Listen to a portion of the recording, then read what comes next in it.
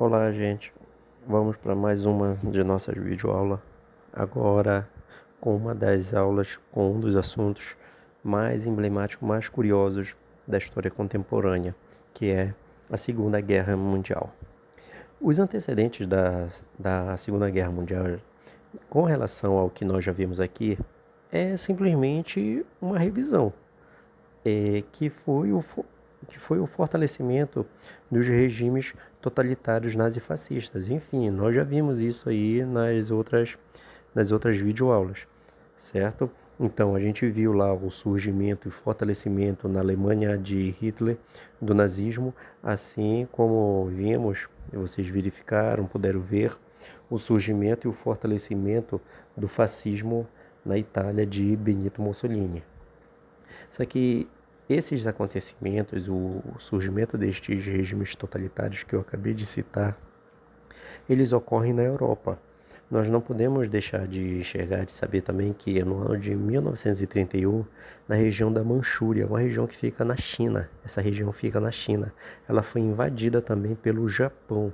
O Japão que buscava o seu imperialismo também na região do Pacífico, naquela região do Oriente, ok?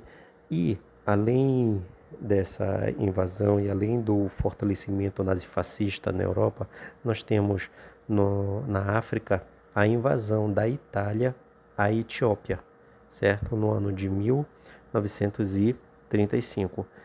Ainda seguindo com relação aos antecedentes, a gente não pode deixar nunca de ter em mente que a Alemanha ela vai sofrer muito com o Tratado de Versalhes. Aquele tratado que a humilhou, aquele tratado que fez ela pagar pesados impostos para a França, para a Inglaterra, o tratado que fez a Alemanha perder o seu poderio bélico, não poderia mais desenvolver um forte exército, não podia desenvolver a sua indústria de armamentos. Então, tudo isso fez com que a Alemanha saísse humilhada da Primeira Guerra Mundial, com o Tratado de Versalhes. Adolf Hitler, ele surge na década de 1930, ele chega ao poder, e aí no ano no ano de 1934, no ano de 34 para 35, ele rasga o Tratado de Versalhes. Ele já não está mais nem aí para o Tratado de Versalhes. E uma das primeiras coisas que ele vai fazer é impor o serviço militar obrigatório e, além de impor o serviço militar obrigatório, ele vai desenvolver, ele vai passar a fomentar a indústria bélica de novo. Enfim, ele vai fazer surgir de novo o sistema de defesa da Alemanha com a indústria bélica. Feito isso, com seu fortalecimento, surgimento e fortalecimento do exército alemão, ele no ano de 35 ele vai ocupar o Saher e no ano de 36 a Renânia, que era uma região é uma região fronteiriça que fica entre a França e a Alemanha. E essa região ela era dominada pela França e eles tiram da França, cumprindo ali, dando início na realidade todo o seu revanchismo, o revanchismo que fez a França humilhar a Alemanha na Segunda Guerra Mundial com o Tratado de Versalhes. Ainda com esse poderio bélico, ele incorpora a região a região de Andaluz, na Áustria, e além da região dos Sudetos, da Tchecoslováquia, ok? E aí, seguindo, depois de ficarem observando toda essa movimentação dos alemães, vai fracassar com a Liga das Nações a política de apaziguamento. O que foi a política de apaziguamento? É que França e Inglaterra, eles estavam observando, ficavam monitorando esse avanço, essas manobras militares de ocupação da Alemanha. E aí um aluno já curioso diz, mas Elton, por que eles não fizeram nada? Eles não saíram vitoriosos, por que eles não atacaram e evitaram estas invasões? Eles não sabiam que mais tarde isso ia ter graves consequências? Sim, eles ficaram observando, eles ficaram analisando e tudo mais. Só que a Alemanha era um risco para eles? Sim, isso era. Só que tinha, naquele momento, um inimigo maior para a burguesia de França e de Inglaterra. O perigo maior para França e Inglaterra significava a União Soviética com o comunismo. Então eles viam na Alemanha algo salutar para barrar o avanço comunista que havia começado no ano de 1917 com a Revolução Comunista, que depois vai fazer surgir a União Soviética. Então, para a França e para a Inglaterra, a Alemanha era algo de positivo naquele momento. Então, aquela expansão toda aquela invasão de Renânia, de outros lugares, da Tchecoslováquia pela Alemanha, era vista de forma positiva por França e por Alemanha. É nesse momento também que nós temos aí a formação do eixo que vai ser por Alemanha, Itália e Japão, ou seja, o eixo Roma, Berlim e Tóquio, certo? Além da formação disso, eles vão fazer um pacto, o chamado Pacto Anti-Comintern, que significa que eles vão lutar contra o comunismo. Por isso que a Liga das Nações via como positiva o avanço dos alemães. Só que o desapontamento de França e de Inglaterra vai ocorrer com a assinatura do Pacto de Não Agressão entre Alemanha e Rússia, o chamado Pacto Ribbentrop-Molotov, que é entre Adolf Hitler e Joseph Stalin da União Soviética, que vão fazer um acordo de não agressão, principalmente depois que a Alemanha invade a Polônia, invade a Polônia e rumo à União Soviética, se especulou muito que dali a Alemanha já iria invadir a União Soviética, coisa que não acontece ainda, porque ocorre o Pacto de Não Agressão. E aí, no ano de 1939, ainda, em 1º de setembro, nós temos o início da Segunda Guerra Mundial, que ocorre com a invasão da Alemanha sobre a Polônia. Tem início aí esse grande evento do século XX. O desenvolvimento da guerra vai ocorrendo ainda no ano de 1939, com uma chamada Guerra das Mentiras, que ocorre principalmente no território da Dinamarca, envolvendo Inglaterra e Alemanha. E além da Inglaterra não conseguir não conseguir fazer corpo frente ao exército alemão, a Alemanha ainda invade alguns Países Baixos, como Luxemburgo, certo? E aí o exército alemão ele vai só ganhando cada vez mais força.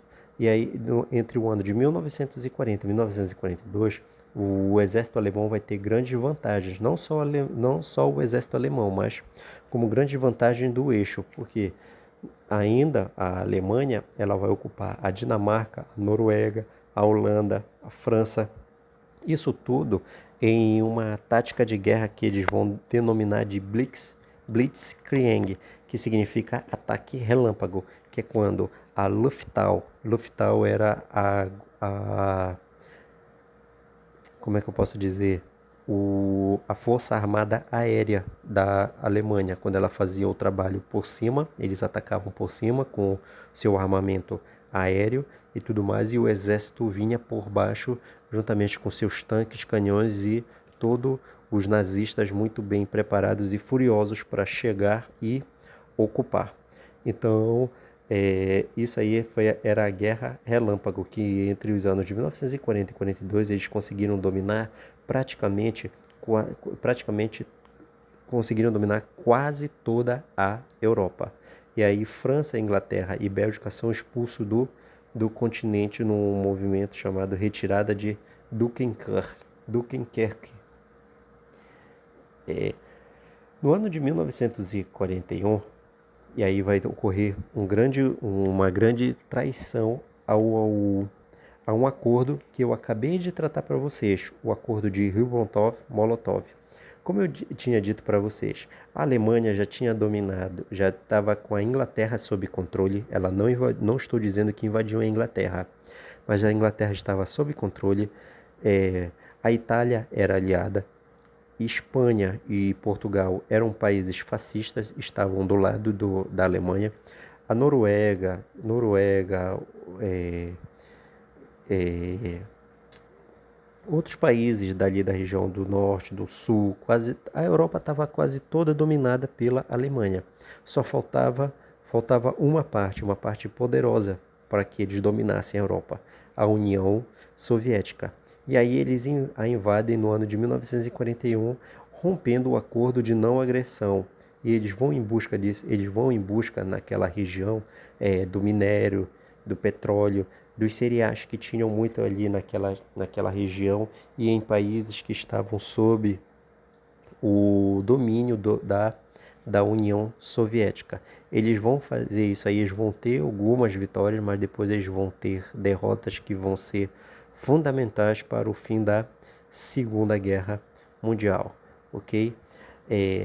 Enquanto os Estados Unidos, enquanto a Alemanha dava um show de dominação, digamos assim, na Europa, no Oceano Pacífico vai ocorrer um evento que vai forçar, que vai fomentar, fazer entrar os Estados Unidos na guerra, que é o ataque de japonês à base americana no Havaí, de Pearl Harbor, no ano de 1941. Isso aí vai fazer com que os Estados Unidos entrem na guerra.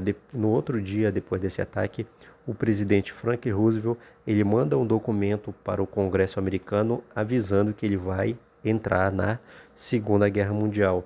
E ele é prontamente atendido, fazendo com que os Estados Unidos adentrasse a Segunda Guerra Mundial, fazendo a guerra ter cada vez mais contornos de nível universal, ok?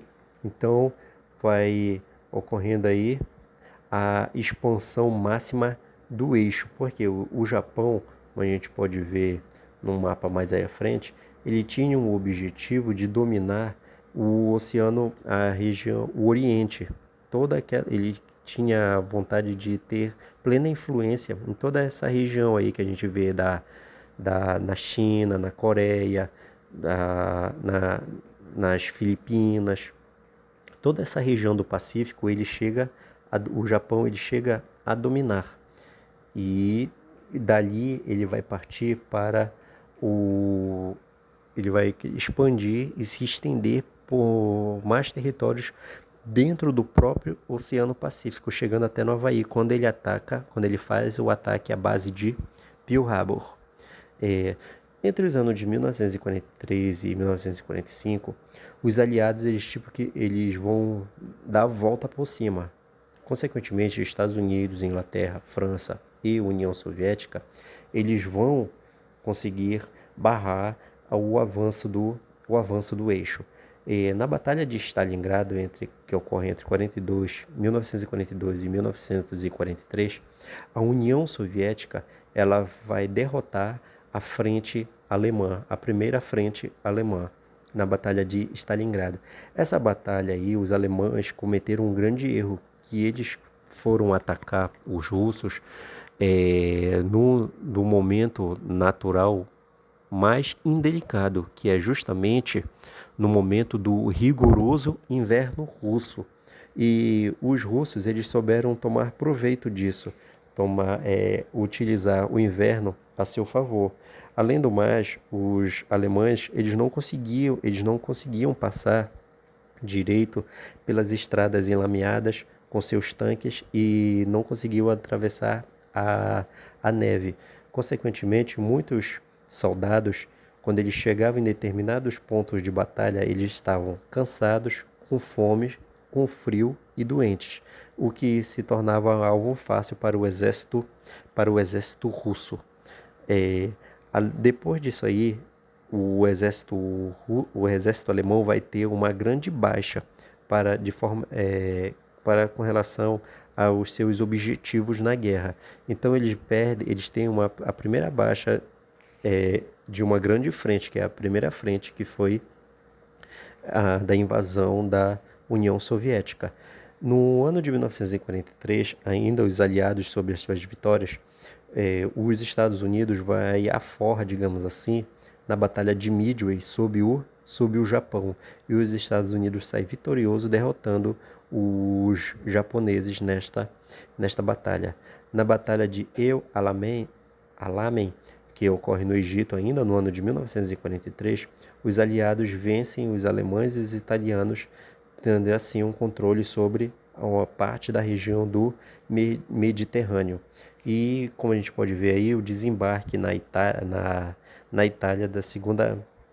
na segunda frente do eixo, quando os aliados derrotam os italianos na Segunda Guerra Mundial. Vale lembrar, gente, que a Itália, assim como na Primeira Guerra Mundial, ela atrai a Alemanha e ela passa para o lado dos aliados, ok? O dia D vai ser um dia fulcral, um dia fundamental para a vitória dos aliados. No ano de 1944, ocorre o desembarque na região da Normandia, na França, para libertar a própria França do domínio alemão. A Alemanha, Adolf Hitler, que chegou a desfilar sobre Paris de forma pomposa, vitoriosa, e depois de ter invadido e ter feito toda até mesmo uma propaganda na guerra em relação a isso, no ano de 1944, no dia D, vai ter a libertação da França. A França vai se libertar no dia D das amarras do exército alemão. Logo depois de todas essas baixas que o exército alemão vai sofrer, no ano de 1945, em maio de 1945, vai ocorrer a invasão pelo lado leste da Alemanha, do exército russo, e pelo lado oeste, Estados Unidos, França e outros países aliados vão invadir a Alemanha. A gente observa aí bem, essa foto bem no centro, o soldado russo, ele hasteia a bandeira dentro de Berlim, bastante debilitada, destruída pelos ataques dos aliados. Consequentemente, ainda no ano de 1945, meses depois, a Alemanha se rende. Mas só que antes do seu rendimento, a Alemanha vai sofrer a grande humilhação, digamos assim, pelo fato de ver o seu grande líder ir ao suicídio junto com a sua esposa e outros grandes líderes do exército nazista. E logo depois, aí sim, ocorre a rendição da Alemanha e decretando a sua derrota na Segunda Guerra Mundial. Porém, com a rendição da Alemanha, isso não significou que a Segunda Guerra Mundial já estava acabada naquele momento. Ocorre que o Japão, no Oriente, a guerra ainda está em andamento, a guerra ainda está no seu decorrer. É aí que os Estados Unidos, para forçar o fim da Segunda Guerra Mundial, eles jogam em agosto, nas cidades de Hiroshima e Nagasaki, as 2 bombas atômicas, fazendo assim o Japão se render e tendo fim à Segunda Guerra Mundial. As consequências da Segunda Guerra Mundial é que ficaram 50 milhões de mortos, com 20 milhões de russos, 6 milhões de poloneses, 5 milhões de alemães, 1,5 milhões de japoneses. Ali, uma das coisas mais horrendas que fica até hoje na memória de muitas pessoas, é o Holocausto, que matou aproximadamente 6 milhões de judeus nos campos de concentração ou campos de extermínio dos alemães.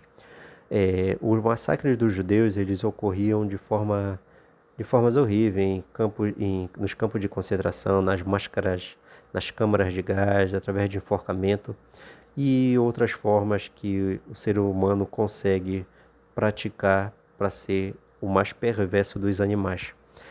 A gente pode observar aí alguns crematórios onde aqueles seres humanos judeus eram queimados, eram levados a óbito.